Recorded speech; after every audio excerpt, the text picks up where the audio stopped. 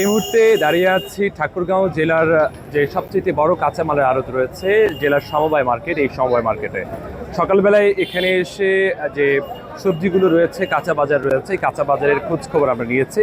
যতটুকু জানতে পেরেছি যে গতকাল কিন্তু কাঁচা বাজারের যে কাঁচা মরিচ রয়েছে, এই কাঁচা মরিচের ঝাল কিন্তু তুঙ্গে উঠেছিল। সেটি কিন্তু 250 টাকা থেকে 270 টাকা দরে বিক্রি হয়েছে। তবে আমদানি হওয়ার ফলে কিন্তু এটি আজ কমে 150 টাকা থেকে 160 টাকা এবং কোনো কোনো ক্ষেত্রে কিন্তু 100 টাকাও বিক্রি হচ্ছে।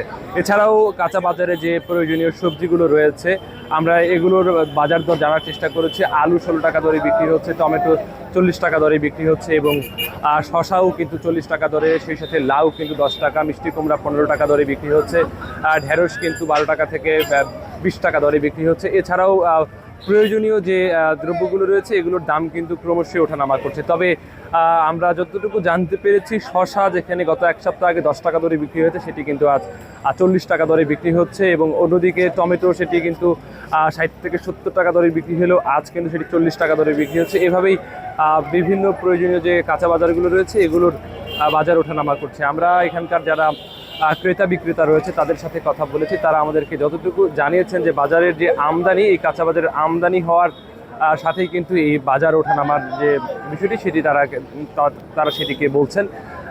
অন্যদিকে আমরা যদি বলি এখানে প্রশাসনের কিন্তু কোনো মনিটরিং সিস্টেম আমরা লক্ষ্য করিনি।